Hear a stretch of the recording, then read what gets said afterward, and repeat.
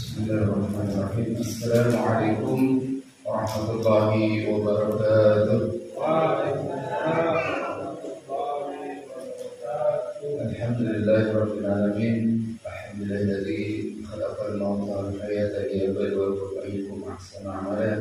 Asyhadu an la ilaha illallah wa asyhadu anna Muhammadan abduhu wa rasuluh.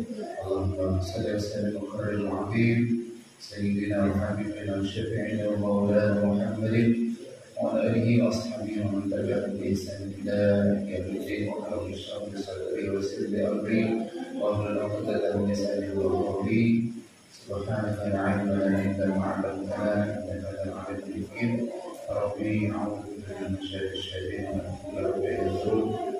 Qala Allah ta'ala fi kitabil 'azim fi kitabil karim. A'udzu billahi minasyaitonir rajim. Bismillahirrahmanirrahim. Inna Allaha yuhibbul ladzina yuqatiluna fi sabilihi saffan ka'annahum bunyanun marsus. Sadaqallahul 'azim wa sadaqa rasulul habibul karim wa nahnu 'ala dzalika minasyahidin wasyakirin. Alhamdulillahi rabbil alamin. Alhamdulillahirabbil alamin. Segala puja dan syukur hanya kita berikan kepada Allah Subhanahu wa taala yang kembali memberi kita untuk bisa hadir di majelis yang kita cintai ini, di tempat yang kita cintai ini. Mudah-mudahan hadirnya kita setiap langkah yang kita inginkan menuju masjid yang ini dicatat Allah Subhanahu wa taala sebagai penghapus dosa-dosa kita dan juga mempermudah jalan kita menuju surga Allah Subhanahu wa taala. Amin ya rabbal alamin. Salam mari kita sampaikan kepada suri tauladan kita Nabi Muhammad sallallahu alaihi wasallam, para keluarga beliau, para pengikut beliau, sahabat beliau, dan mudah-mudahan dengan kita mempelajari sunnah-sunnah baginda Nabi Muhammad sallallahu alaihi wasallam, karena kita akan diatur sebagai umatnya dan berhak menemani beliau, bersama beliau di surga Allah Subhanahu wa taala. Amin ya rabbal alamin. Baik Bapak Ibu, seperti yang sudah di-share bahwa masih melanjutkan pembahasan tentang salat, di mana sesuai dengan ayat tadi yang saya bacakan di awal, Quran surat As-Saff ayat 4, Innallaha yuhibbul ladzina yuqatiluna fi sabilihi saffan ka'annahum bunyanun marsus.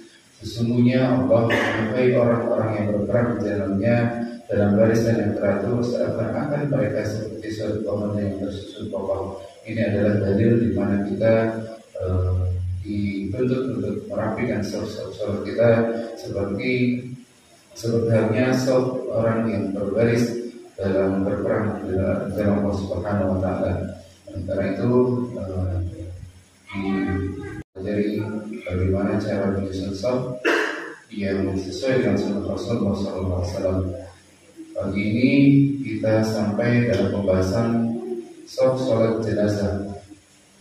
Rencana kita bahas di bulan yang lalu, tapi ternyata Allah tidak sampai waktunya. Maka insyaallah hari ini, pagi ini kita akan diskusi bersama bagaimana cara mengatur shaf sholat jenazah.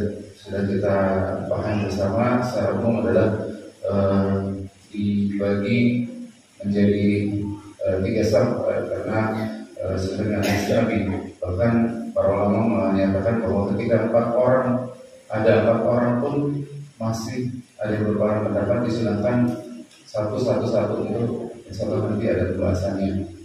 Jadi imamnya paling depan, kemudian belakangnya satu lagi, belakang satu lagi. Ada yang sampai berpendapat seperti itu karena mengambil keutamaan hadis Nabi sallallahu alaihi wasallam yang memerintahkan untuk membagi 3 shaf.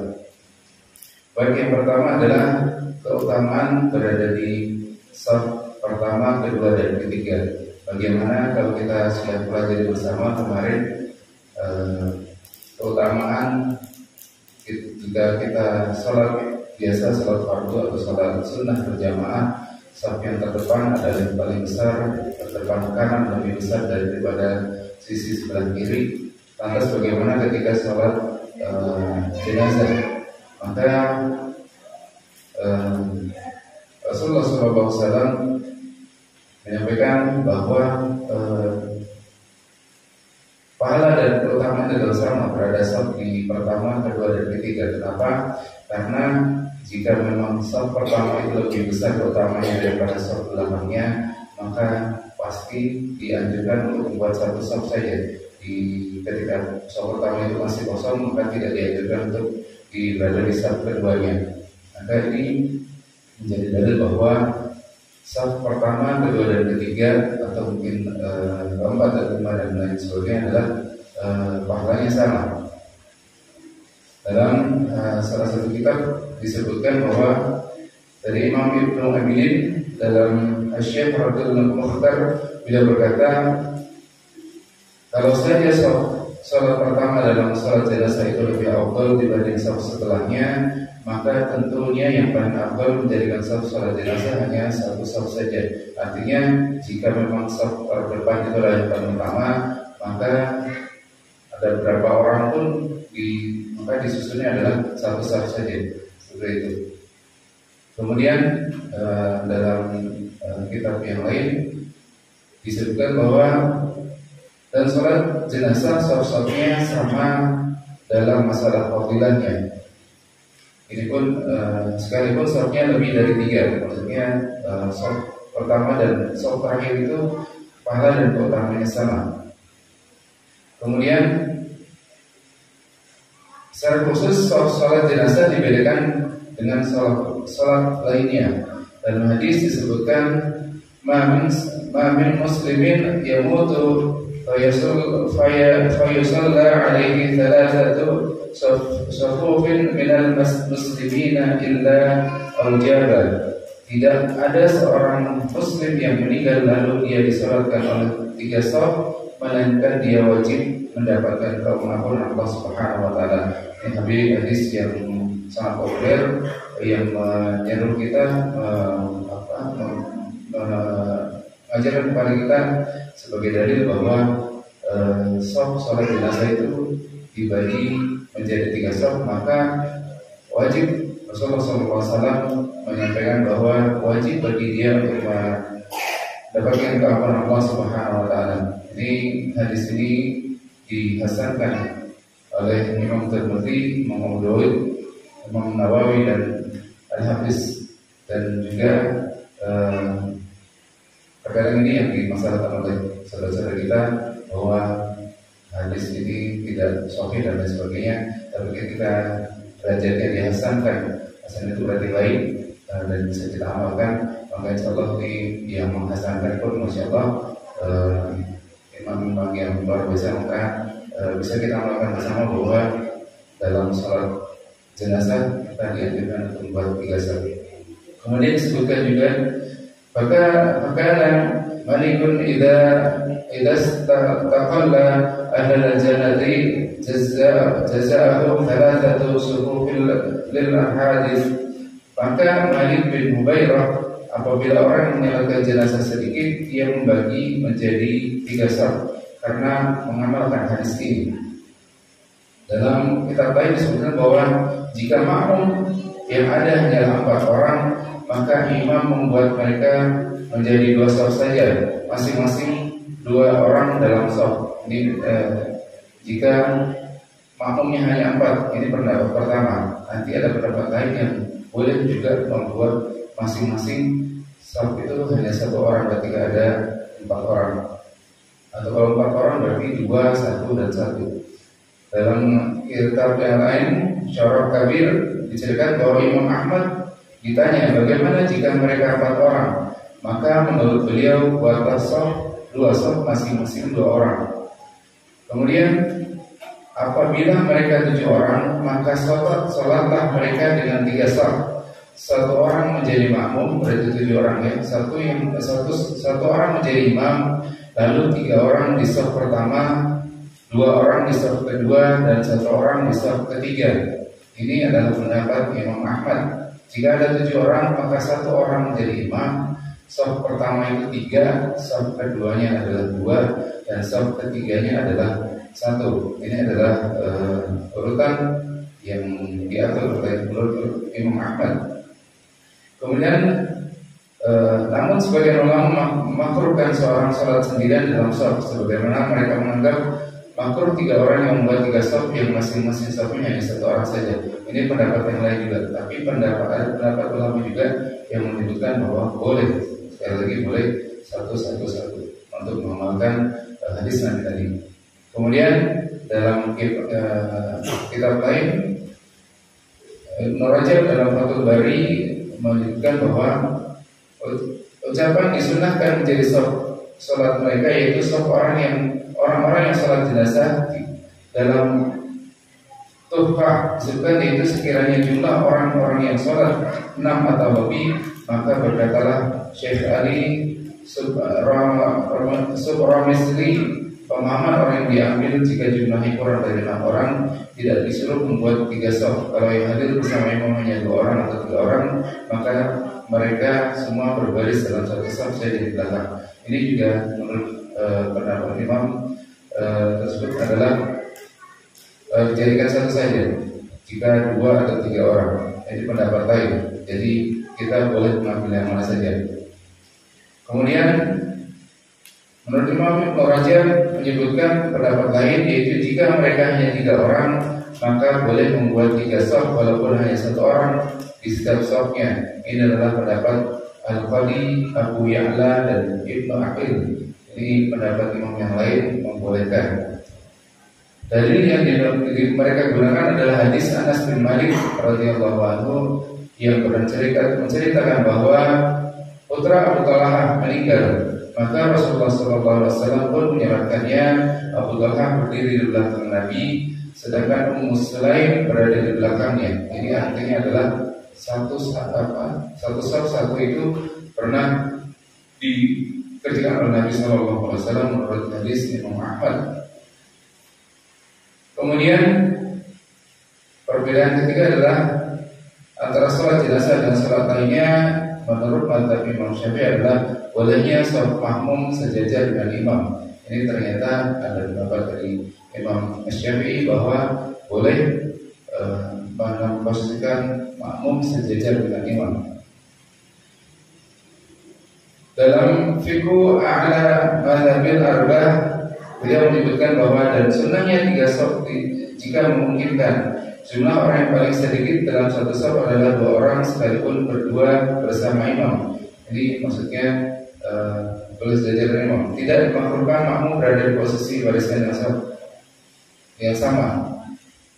Kemudian yang selanjutnya adalah posisi terbaik bagi imam adalah sebagaimana sholat biasa, yaitu kita sudah pelajari bersama kemarin. Yang paling sunnah dan yang paling bagus adalah memposisikan imam itu berada di tengah-tengah makmum. Hal ini juga dilakukan oleh Nabi SAW dalam Sahih Bukhari. Beliau menyebutkan bahwa Nabi SAW memberitakan berita duka kematian Najasyi kepada para sahabatnya. Lalu beliau maju menjadi imam dan mereka pun berbaris di belakangnya. Artinya imamnya tetap diposisikan di tengah-tengah makmum. Kemudian sebagaimana di sholat biasa, maka disunahkan juga untuk mengatur barisan makmum, meluruskan shaf. Dalam riwayat Imam An-Nasai disebutkan bahwa Abu Bakar bin Faruq, ini lain, bukan Abu Bakar As-Siddiq ya. Abu Bakar bin Faruq, beliau berkata, Abdul Malik sholat menjadi imam bersama kami. Kami mengira ia telah bertakbir, namun ternyata justru ia menghadap kami dan berkata, "Aqimu shufufakum wa la tahzun syafa'atuhum." Beliau berkata, luruskan shaf kalian dan perbaikilah doa pertolongan kalian kepada jenazah ini. Ini menjadi dalil kepada kita untuk tetap meminta para jamaah untuk meluruskan barisan ini. Kemudian imam juga sebaiknya mengatur langsung penyusunan shaf, seperti yang sudah dibahas sebelumnya bahwa saking ketatnya ini dulu Umar bin Khattab sampai beliau itu membawa seperti tongkat untuk memukul orang yang tidak mau sholat rapat. Dari Jabir radhiyallahu anhu, Rasulullah SAW menyarankan Najasyi, aku berada di shaf kedua atau ketiga. Jadi artinya diatur saf itu oleh imam, mengatur bagaimana susunan saf salat. Kemudian Imam Syafi'i berkata, telah memberitahukan kepadaku oleh sahabat yang menyaksikan Nabi SAW mendatangi suatu kuburan yang baru, lalu beliau menyusun saf para salat dan bertakbir 4 kali. Ini juga menjadi dalil bahwa salat di depan kubur itu boleh. Ketika kita mungkin terlambat untuk menghadiri bertakziah dan memang kuburnya itu masih baru, maka kita disunahkan juga untuk melewatkan jenazah itu di depan kubur, di samping kubur. Kemudian diatur juga bagaimana susunan saf orang dewasa dan anak-anak. Imam Bukhari menyebutkan bahwa beliau berkata, bab salat saf anak kecil bersama orang dewasa dalam salat jenazah. Kemudian beliau menyebutkan sebuah hadis An Ibnu Abbas radhiyallahu anhuma anna Rasulullah sallallahu alaihi wasallam marra bi qabrin qad dufina ila akhir.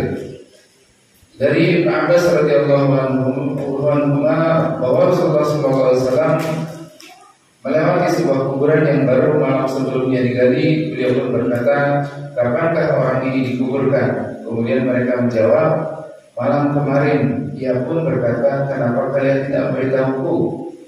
Kemudian mereka menjawab, kami menguburkannya tengah malam. Kami tidak mau membangunkanmu. Lalu Nabi SAW berdiri dan kami pun berbaring sebelahnya. Aku berada di tengah-tengah mereka. Rasulullah SAW pun melaksanakan salat. Ini hadis bahwa kita juga disunahkan sekali lagi ketika kubur itu masih baru, jadi disebutkan baru 1 malam. Ini juga masih dikategorikan masih baru, maka kita boleh juga disunahkan juga untuk melaksanakan salat jenazah. Kemudian itu mengenai pembahasan tentang salat jenazah. Jadi sudah disebutkan bahwa tadi Imam Ahmad menyebutkan ketika ada 7 orang, maka saf pertama adalah 3 orang, kemudian 2 orang, kemudian yang ketiga adalah 1 orang. Ada yang menyebutkan juga ketika ada 4 orang makmum boleh 2 dan 2 di saf pertama, 2 di saf kedua. Kemudian juga boleh dengan misalnya 3 orang, satu orang satu saf, mengamalkan hadis Nabi tersebut. Maka boleh saja kita memilih yang pendapat ulama tadi, karena insyaallah sudah ada pendapat ulama dan kita boleh mengamalkan yang mana saja. Baik, selanjutnya adalah pembahasan selanjutnya jarak saf imam dan makmum. Setelah kita ketahui bersama, Imam Suyuti menyatakan bahwa jarak yang jauh antara imam dan makmum akan menghilangkan kelebihan dan fadilah 25 atau 27 derajat salat berjamaah. Ini kalau terlalu jauh mengambil jarak antara saf 1 dan saf setelahnya. Secara umum salat sah salat berjamaah antara imam dan makmum sebagaimana disebutkan oleh Imam Ibnu Hajar dalam Minhajul Qawim, disebutkan yang pertama adalah syarat sah salat berjamaah. Makmum tidak merasa mengetahui bahwa imam melakukan sesuatu yang membatalkan salat. Jadi ketika yakin bahwa imam itu tidak melakukan suatu hal yang membatalkan salat, maka salat berjamaahnya sah. Kemudian selanjutnya adalah makmum meyakini bahwa salat imamnya sah. Ketika terhadap keraguan di dalamnya, maka boleh juga kita mufarraqah untuk keluar dari jamaah kita bersalat berjamaah. Makmum meyakini bahwa salat imamnya sah, bahwa dia yakin betul bahwa imam gerakannya, rukunnya dan lain sebagainya adalah secara sempurna semua yang dikerjakan oleh imam tersebut. Kemudian yang ketiga adalah imam yang diikuti bukan makmum yang ikut sholat orang lain, atau yang dilakukan apakah dia imam atau makmum. Ini maksudnya adalah tidak boleh kita bermakmum pada orang yang masih bermakmum pada orang lain. Kemudian yang selanjutnya adalah imam bukan ummi sedangkan makmumnya qori. Artinya apa? Ummi itu adalah orang yang bacaan Al-Qur'annya masih istilahnya mungkin terbata-bata atau masih belum pasti dan lain sebagainya, dan makmumnya adalah seorang qori. Ini secara umum tidak sah ketika memang mengetahui bahwa di belakang makmumnya ada seorang qori, seorang yang sudah mahir, mempunyai ilmu, apalagi ini yang sudah bersadar dan lain sebagainya. Ketika dimulai sholat jamaah dan kita mengetahui bahwa memang ada yang jauh lebih pantas, yang bacaan lebih baik, lebih pasti, lebih apalagi yang mungkin hafiz ya, atau mungkin yang memang lulusan Institut Quran dan lain sebagainya, maka tidak sah untuk memaksakan diri seorang itu menjadi imam. Maka yang paling afdal adalah si qori tersebut menjadi imam bagi seorang ummi. Tapi kalau di sini insya Allah kita sama-sama saja. Jadi insya Allah sah siapa saja untuk menjadi imam, karena memang kita sama-sama masih awam. Kemudian yang selanjutnya adalah imam itu bukan perempuan atau unsa bagi makmum laki-laki atau unsa. Artinya apa? Unsa itu adalah seperti yang sudah kita bahas sebelumnya. Unsa itu adalah orang yang mempunyai kelamin ganda. Jadi mereka memang sudah ada dari dulu mempunyai kelamin ganda. Jadi si imam itu tidak boleh ketika dia unsa maka tidak boleh menjadi imam. Kemudian yang selanjutnya adalah imam bukan orang yang jika dia sholat harus diulang kembali. Seperti orang yang sholat menghormati waktu atau bertayamum hanya karena kedinginan. Nah ini disunahkan juga ketika kedinginan itu kita boleh juga tidak mengambil wudhu secara sempurna. Kita boleh juga bertayamum. Tapi ini kalau dinginnya hanya misalnya di puncak itu belum termasuk dinginnya, yang mungkin daerah gurun dan lain sebagainya, atau mungkin kita sedang misalnya di Banjarnegara itu dia memang kalau katanya bulan-bulan Juli sampai Agustus itu sampai bisa minus, atau mungkin bisa di bawah 10 derajat. Itu ketika kita memang tidak terbiasa dengan itu dan itu dingin sekali. Kadang-kadang kalau mau dingin itu kita kena airnya saja rasanya sakit, ya tertusuk-tusuk itu. Nah, ketika kita memang belum terbiasa dengan suhu udara yang sangat dingin, maka kita boleh juga bertayamum. Tapi ketika orang bertayamum, maka dia tidak boleh menjadi imam bagi orang yang berwudu secara sempurna. Kalau semuanya tayamum tidak masalah. Tapi kalau dia bertayamum karena tidak kuat dengan udara dingin, maka dia tidak boleh menjadi imam. Kemudian juga tidak boleh orang yang sholat menghormati waktu itu menjadi imam, karena ada yang menyerahkan juga, walaupun ada yang berpendapat juga ketika kita sholat menghormati waktu itu tidak perlu mengulang kembali sholat kita. Tapi yang pendapat yang paling umum adalah ketika kita sholat menghormati waktu itu sholat yang hanya sekedar yang tidak bisa sempurna, maka pendapat yang umum jumhur ulama adalah mengulang kembali sholatnya, dan itu tidak boleh menjadi seorang imam. Itu syarat sah sholat berjamaah, tapi secara umum adalah yang sholatnya tetap sah tapi pahala berjamaahnya yang tidak kita dapatkan. Kemudian sholat berjamaah di dalam masjid, berapa jarak yang terjauh yang boleh diperbolehkan adalah dalam jarak antara sholat dengan imam. Disebutkan bahwa sholat yang berjamaah dilaksanakan di masjid selama makmum dapat mengetahui gerakan perpindahan imam dengan baik dengan melihat maupun melihat langsung imam ataupun gerakan makmum lain, mendengar suara imam ataupun suara mubalik adalah orang yang berada di belakang imam yang seperti ini di Masjidil Haram atau di Masjid Istiqlal juga ada mubalik di belakangnya.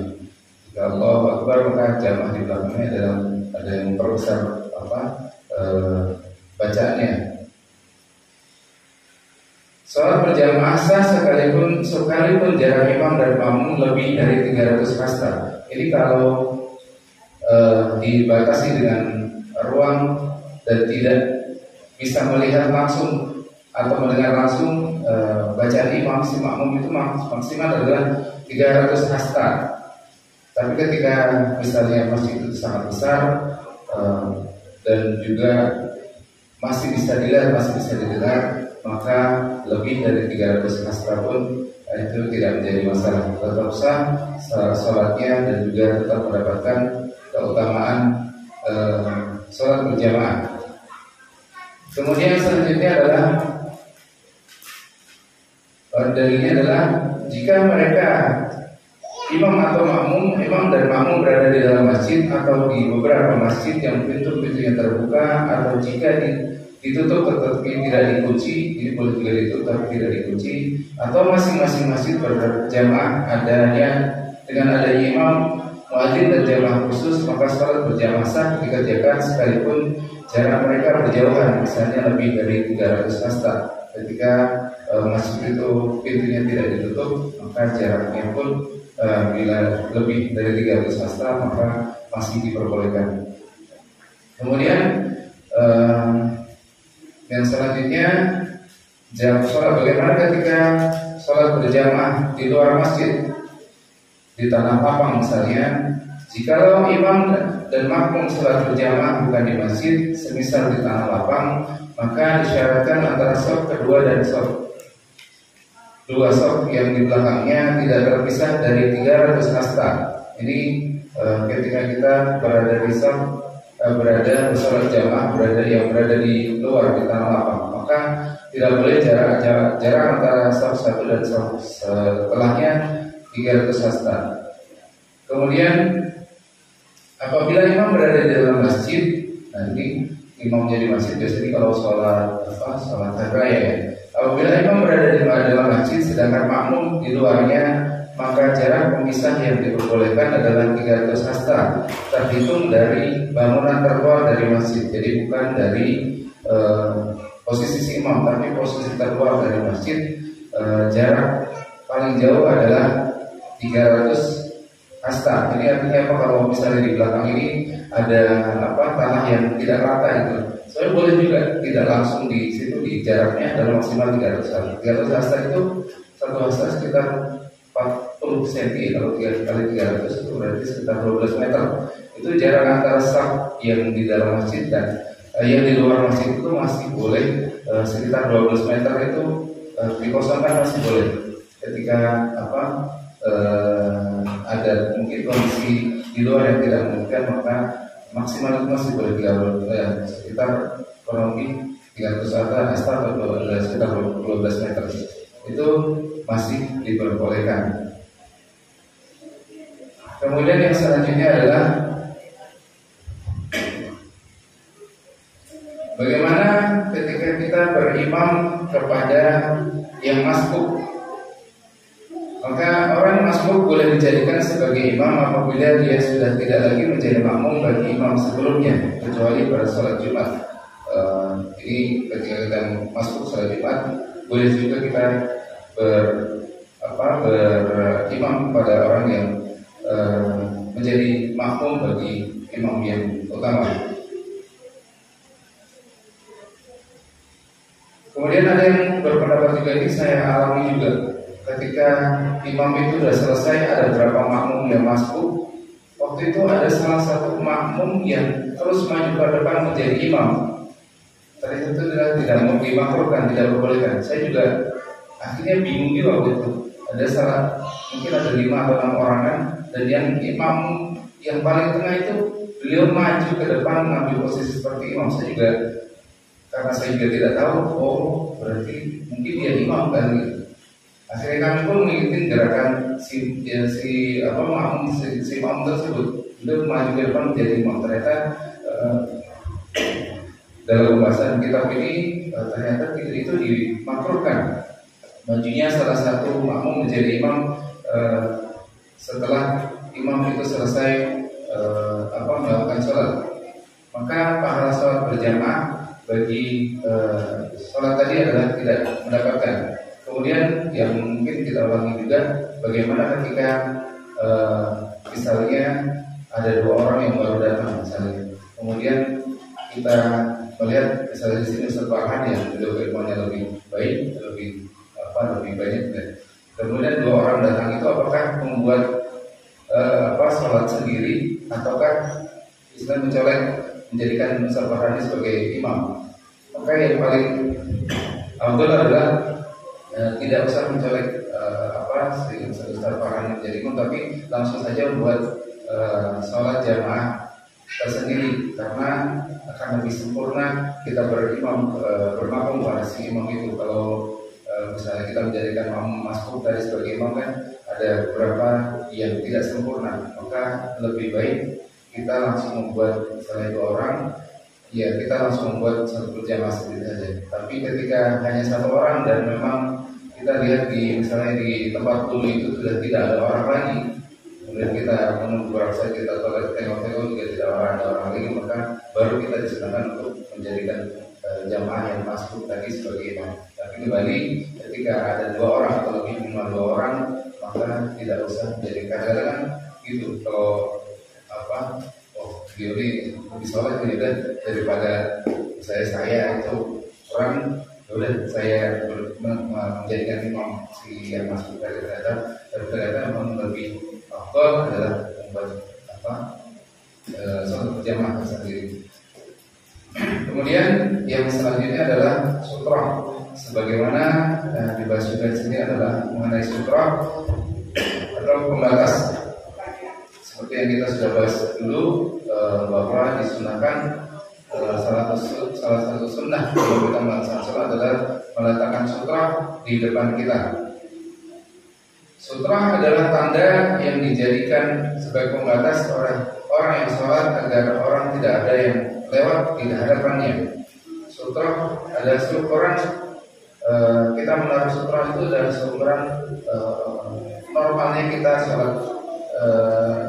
Misalnya di sini sekitar 120 cm, misalnya satu karpet ini, maka kita letakkan sutrah adalah di depan karpet setelahnya. Jadi tidak benar juga orang tepat juga jika sutrah itu kita letakkan terlalu jauh dari kita, maka seukuran sholat kita normal seperti sejarahnya, dan kemudian kita taruh di depannya. Misalnya saat kita di karpet ini, maka sutrahnya kita taruh di depan ini. Jadi kita sujud pun bisa jaraknya seperti yang disunahkan Nabi Sallallahu Alaihi Wasallam.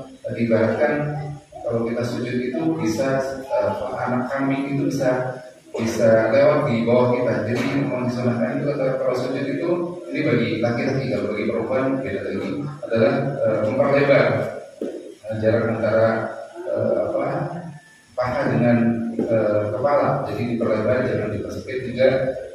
Oleh kalau sholat sunnah, tangannya itu juga direnggangkan, bukan ditempelkan ke tubuh. Kalau wanita justru sebaliknya, kalau perempuan adalah lebih lama dan lebih merapatkan. Kemudian apabila dari Nabi Sallallahu Alaihi Wasallam, beliau Sallallahu Alaihi Wasallam bersabda, "Idza shalla ahadukum falyusalla ila sutrah wa liyadnu minha wa la yada' ahdatan yamurun baina yadayhi." Apabila salah seorang dari kalian sholat, maka sholatlah menghadap sutrah, mendekatlah ke sutrah penghalang bagi orang lewat. Jangan biarkan seorang lewat di hadapannya. Jadi sunnah meletakkan sutrah untuk kita sholat. Hendaknya orang yang sholat dari kalian memakai pembatas sekalipun hanya dengan anak panah. Ini dulu ketika Nabi Sallallahu Alaihi Wasallam melakukan perang, maka disunahkan juga walaupun hanya sekedar anak panah. Tapi bagaimana meletakkan misalnya kita hanya adanya handphone atau dompet, maka barang-barang yang kemungkinan menjadi sholat kita, mengganggu urusan sholat kita itu tidak disunahkan untuk kita, misalnya handphone, dompet itu dijadikan sutra, karena apalagi kalau kita tahu di masjid yang di luar, kita tidak tahu bagaimana jemaah dan sebagainya, kita tempatkan barang-barang berharga sebagai sutra, kita khawatir itu akan hilang dan sebagainya, maka itu tidak disunahkan untuk menjadi sutra. Ini kejadian juga saya alami, teman saya, tapi isengnya Masya Allah. Jadi dulu itu habis kajian kan biasa dapat seperti ini ya. Jadi teman saya itu menjadikan, tapi semua teman saya menjadikan nasi box waktu itu jadi sutra. Isengnya diambil lah, Masya Allah. Tapi akhirnya ditendang. Boleh juga sih kalau itu mengganggu kan, kita juga boleh juga pakai tangan gitu. Jadi iseng lah teman saya, diambil lah kan, ditendang lah kakinya. Jadi boleh juga kita menentang itu karena itu mengganggu salat kita kan. Tapi itu pelajaran kita ambil adalah tidak boleh menempatkan barang-barang yang mungkin mengganggu urusan kita dalam salat itu menjadikan sutra. Kemudian yang selanjutnya adalah tujuan dari sutra adalah kenapa kita menempatkan sutra di depan kita. Maka mudah-mudahan nanti kita bisa, karena tidak terlalu mahal juga, saya rasa tidak terlalu mahal, mungkin kita bisa beli berapa, 10 atau berapa, dan tujuan kita mengamalkan sunnah untuk menjadikan sutra. Banyak di masjid-masjid yang sekarang sudah menjadikan sutra untuk bisa dipakai bagi para jemaah. Tujuan dari sutra adalah memberikan pembatas agar orang tidak lewat di hadapannya. Kemudian membatasi pandangan orang yang sholat agar tidak kemana-mana. Kita fokus mengarah pandangan kita ke arah sujud atau ke sutra. Ke arah sujud otomatis kita juga melihat sutra kita.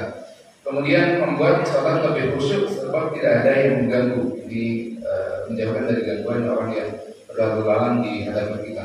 Kemudian menyelamatkan orang lain dari dosa lewat di hadapan orang yang sedang sholat. Ini juga menjaga agar orang lain untuk tidak menjadi dosa, karena akan menjadi dosa ketika dia sengaja, dia tahu orang sedang sholat, kemudian dia berlalu lalang mengganggu orang sholat tersebut. Kemudian menyelamatkan pahala sholat, ini adalah kesusahan dan lain sebagainya. Ketika kita sholat sutra dan tidak diganggu, maka pahala sholat kita lebih didapatkan secara sempurna. Kemudian sunnah sutra ini dibagi orang yang sholat sebagai imam, sholat sendirian, sholat di tempat yang ramai dan banyak orang. Ini kalau sholat sebagai imam, ini imam adalah sunnah sekali menaruh sutra di depannya, di depan imam. Kemudian sunnah juga ketika sholat sendirian, dan yang paling sunnah adalah ketika di tempat ramai atau banyak orang yang dikhawatirkan banyak berlalu larang orang tersebut. Apabila misalnya juga di tempat sunyi, misalnya kita sedang hiking dan lain sebagainya, atau mungkin di rumah kita sholat tahajud dan lain sebagainya, maka setelah ini tidak disunahkan menurut Imam Ahmad dari Ibn Abbas bahwa Nabi SAW sholat di dalam lapang tanpa memakai sutra. Namun menurut mazhab Imam Syafi'i, sutra disunahkan bagi siapa saja tanpa ada ketentuan khusus kecuali bagi makmum. Kalau makmum itu sutranya adalah makmum yang di depannya. Kemudian sutra yang paling baik dibahas di sini adalah sutra yang menurut Imam Syafi'i, sutra yang terbaik adalah yang pertama adalah urutannya ada 4. Yang pertama adalah dinding dan tiang. Kalau ini urutan paling depan adalah yang paling baik adalah dinding, atau ketika masjid itu ada tiang, maka yang paling baik kita mengambil sutra adalah di tiang. Maka kalau banyak orang itu mengambil dinding atau tiang sebagai sutranya. Kemudian yang kedua adalah benda yang ditencapkan atau benda yang bisa dilihat orang semua orang karena besar atau tingginya, namun bisa dipindahkan semakin tinggi atau semakin besar maka semakin baik. Kemudian ini adalah barang yang tinggi atau besar. Kemudian selanjutnya adalah sesuatu tanda yang dapat dilihat orang yang di sekitarnya, seperti sajadah dan karpet sholat, atau mungkin yang sekarang adalah tanda sutra itu. Kemudian kalau tidak ada itu, maka boleh kita memakai garis atau apa ya? Kalau di garis itu juga boleh juga sebagai kita jadikan sebagai sutra. Atau kalau tadi tidak ada adalah misalnya sajadah, tas kita, jaket kita atau apa itu, kita usahakan apa yang menempel di dalam diri kita, badan kita, misalnya kita bisa jadikan sebagai sutra, maka kita amalkan sunnah, kita menaruh sutra dalam sholat kita. Kemudian yang selanjutnya adalah tadi sudah dibahas, makruh menjadikan barang yang mengganggu khusyuan seperti dompet, handphone dan lain sebagainya. Ini makruh untuk kita jadikan sebagai sutra. Kemudian makruh juga menjadikan orang yang masbuk di depan kita sebagai sutra, karena mungkin maksudnya orang yang makmum yang sudah selesai sholat berjamaah kita jadikan sebagai sutra juga makruh juga, karena mungkin karena gerakannya setelah dia sholat mau pulang dan sebagainya itu akan mengganggu khusyuk kita dalam sholat, itu juga makruh. Tapi bagaimana dengan kita, misalnya kita melihatkan diri kita, misalnya orang itu tidak pakai sutra, kita niatkan diri kita sebagai sutra orang, bisa juga seperti itu. Kita duduk tapi duduknya jangan banyak gerakan, di seukuran orang itu bisa sujud secara sempurna, ukurannya misalnya sekitar 120 cm atau satu karpet, kita duduk di depannya, kita tenang, kita berzikir, kita niatkan juga sebagai sutra bagi orang itu boleh juga. Tapi jangan sampai kita menghadap orang yang sedang sholat, kita niatkan sebagai sutra, tapi kita menghadap ke yang sedang sholat, ini juga bisa menjadi haram. Kita duduk dengan tenang menghadap kiblat, kita niatkan sebagai sutra bagi orang itu bisa juga, karena akan menghalangi orang itu lewat di depan orang yang sedang sholat. Kemudian yang selanjutnya adalah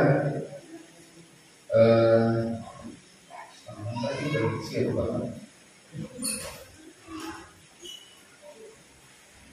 Jadi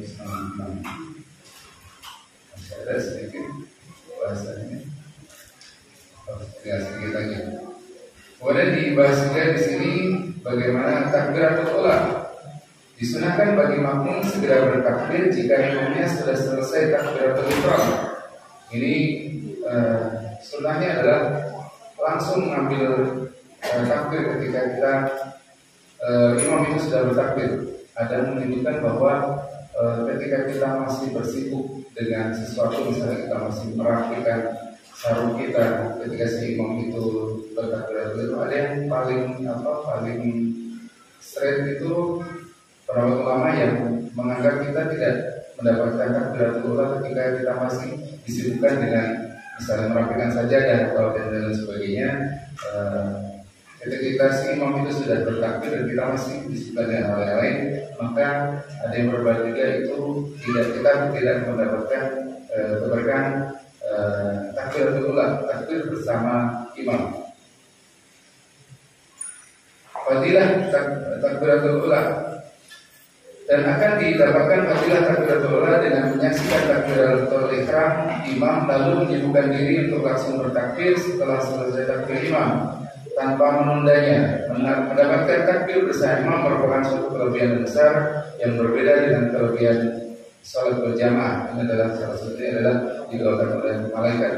Dapat doa malaikat ketika kita bertakbir, langsung bertakbir setelah imam itu bertakbir. Dalam hadis disebutkan bahwa siapa yang sholat 40 hari karena Allah dalam berjamaah mendapati takbiratul ula, maka akan ditulis baginya 12 kebebasan dari api neraka dan kebebasan dari kemunafikan. Ini adalah ketika kita 40 hari berturut-turut mendapatkan takbiratul ula bersama imam. adalah diberikan 12 kebebasan, di antara yang duanya adalah kebebasan dari api neraka dan kebebasan dari kemunafikan. Dalam riwayat lain, setiap sesuatu memiliki awal dari sholat adalah takbiratul ula, maka peliharalah dia dengan baik. Kemudian menurut ulama, orang yang terlambat datang ke masjid silahkan berlari atau berjalan cepat untuk mendapatkan takbiratul ula. Ini juga ada pendapat lain. Kalau pendapat yang sebelumnya adalah yang sudah dibahas, kita tetap tenang untuk berjalan ke masjid. Tapi ada ulama juga yang berpendapat kita bersegera, mungkin berlari atau bersegera ketika si imam sudah melakukan takbir. Para ulama berbeda pandangan mengenai berjalan dengan tenang ke masjid. Sebagian mereka berpandangan bahwa berjalan cepat disunahkan apabila dia takut ketinggalan takbiratul ula. Bahkan sebagian mereka berlari menantikan sholat. Imam Ishaq berkata, jika seorang takut kehilangan takbiratul ula, maka boleh dia berjalan dengan cepat. Ini adalah kebolehan dasar kita menurut pandangan ulama untuk kita mempercepat jalan atau berlari ketika imam sudah bertakbir. Kemudian dari Imam Al-Baihaqi meriwayatkan dari Muqatil bin Sulaiman, juga dari Thabit Al-Bunani, dari Anas bin Malik radhiyallahu anhu, an Anas bin Malik fi qawlihi sabiqu ila maghfiratin min rabbikum qala at-takbiratul ula. Dari Anas bin Malik radhiyallahu anhu ia berkata bahwa firman Allah Subhanahu wa taala, sabiqu ila maghfiratin min rabbikum, berlomba-lombalah kamu kepada mendapatkan ampunan dari Tuhanmu, adalah takbiratul ula. Ini adalah kesenangan untuk kita melakukan secepat mungkin kita mendapatkan takbiratul ula, membersami imam bertakbir. Kemudian Imam Baihaqi beliau meriwayatkan dari Abu Hurairah radhiyallahu anhu, tidaklah membuatku senang mendapatkan 60 ekor unta berbanding aku datang sholat fardu dan ternyata takbiratul ihram imam tidak diperdapatkan. Padahal itu adalah fondasi utama sholat. Jadi fondasi utama ini disebutkan saking utamanya itu disebutkan bagi para sahabat mendapatkan 60 ekor unta itu tidak sebanding dengan pahala mendapatkan takbiratul ihram bersama imam.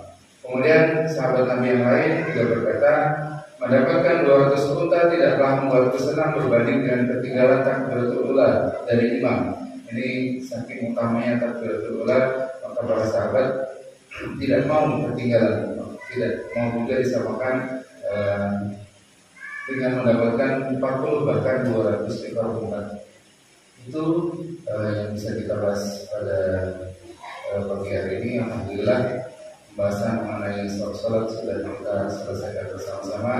Mudah-mudahan apa yang sudah kita pelajari kita bisa amalkan bersama. Mudah-mudahan dengan kita mengamalkan hadis-hadis Nabi, sunnah Nabi Sallallahu Alaihi Wasallam, maka kalau kita akan dikumpulkan bersama Nabi dalam surga yang Allah Subhanahu Wa Taala. Amin ya rabbal alamin. Karena itu Nabi mengambil bahasa untuk berbahagia bagi pemirsa kita ini adalah kami Ustaz Ahmad ada hal ini yang mudah-mudahan dengan kita membaca kitab ini, mengetahui kitab ini, kita bisa mendapatkan ilmu, kita bisa mengamalkannya juga. Apa yang kita amalkan tersampaikan kepada beliau kami yang telah mengarang menyusun kitab ini, dan mudah-mudahan kita mendapatkan keberkahan dari apa yang kita telah bahas bersama. Ada hal ini yang oleh beliau berjalan sebelah yang manfaatnya. Alhamdulillah.